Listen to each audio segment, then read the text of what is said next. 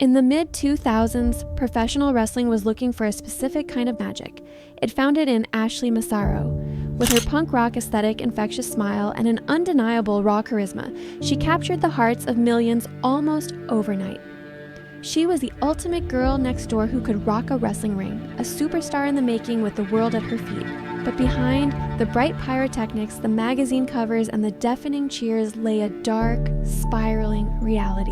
This is not a story of triumph. This is the devastating account of a dream that became a nightmare, a career that broke a body, and a system that ultimately failed a human being. In 2006, WWE superstar Ashley Massaro was allegedly drugged and raped by multiple U.S. servicemen while on a trip to Kuwait. Ashley Marie Massaro was born on May 26, 1979 in New York City. Growing up in a family deeply rooted in amateur wrestling and boxing, athleticism was practically in her blood. She was vibrant, fiercely competitive, and exceptionally driven. Ashley pursued a degree in communication from State University of New York at Albany, while simultaneously breaking into the modeling world. She found early success competing in pageant solicitations and winning the Miss Hawaiian Tropic USA title in 2002.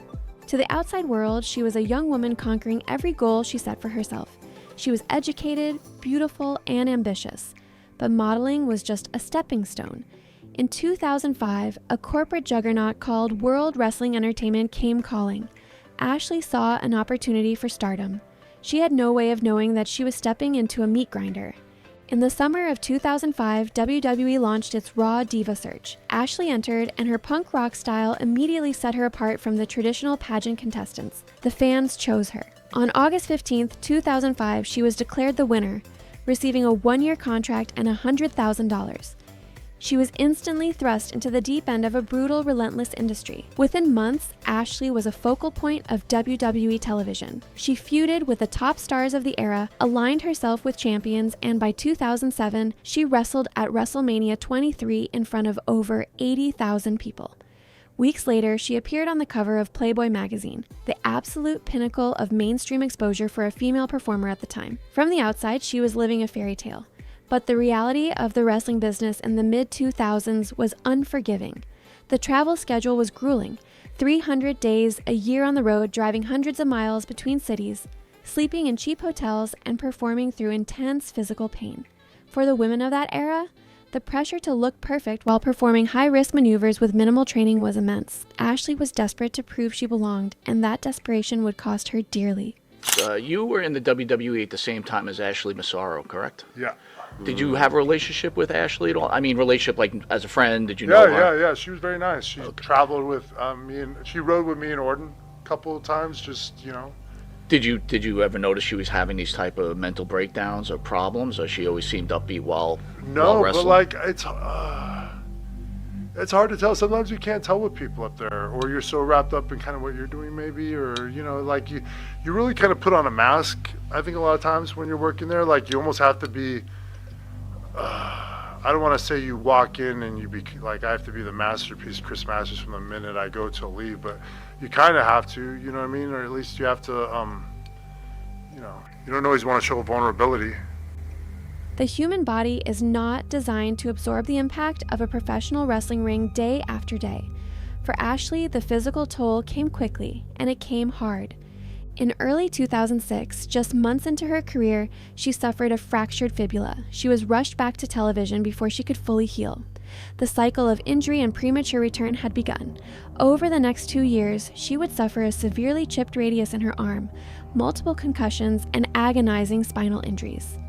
In an industry where if you don't work, you don't get paid, hiding pain becomes a survival mechanism. To cope with the relentless schedule and the agonizing physical trauma, Ashley, like many of her contemporaries, turned to prescription medication. The vibrant young woman from New York was slowly being eroded, replaced by a cycle of chronic pain, pill dependency, and profound exhaustion. In 2008, Ashley made the heartbreaking decision to walk away from the World Wrestling Federation. Her official reason was to care for her ailing daughter, Alexa. But behind closed doors, she was a broken person, trying to escape a world that had fractured her body and mind.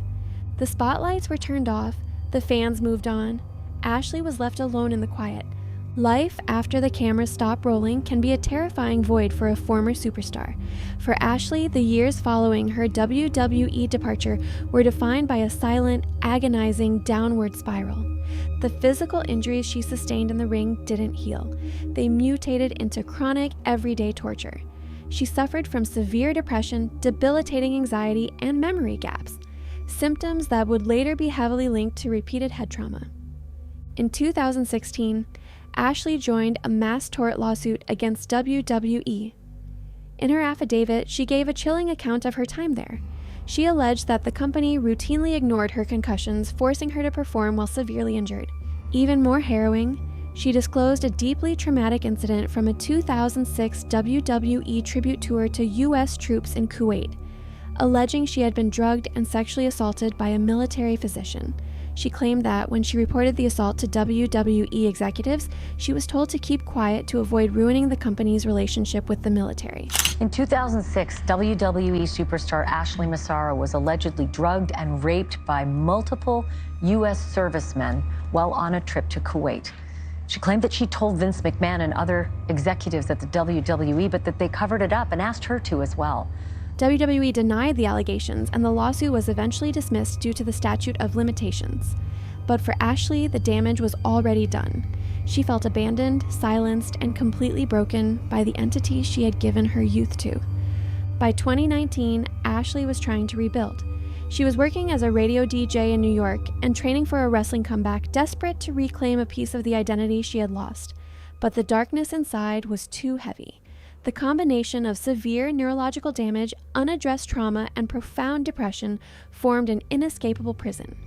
Well, wrestling fans and a community on Long Island are mourning the sudden death of a former star. Yeah, Ashley Massaro was... On May 16, 2019, just 10 days before her 40th birthday, Ashley Massaro failed to show up for her shift at the radio station. Emergency personnel were called to her home in Smithtown, New York. There they found Ashley. She had taken her own life. The news sent shockwaves through the wrestling world. The girl who brought so much light to the screen had succumbed to an absolute, overwhelming darkness. Following her death, in accordance with her wishes, her family requested that her brain be donated to science to be tested for chronic traumatic encephalopathy, or CTE, the degenerative brain disease caused by repeated head injuries. They wanted answers. They wanted to know why the vibrant Ashley they loved had slipped away long before her heart stopped beating. Ashley Massaro was a daughter, a mother, and a star. Her life was a fleeting, brilliant flash of light, but her story remains a haunting, tragic reminder of the human cost of entertainment.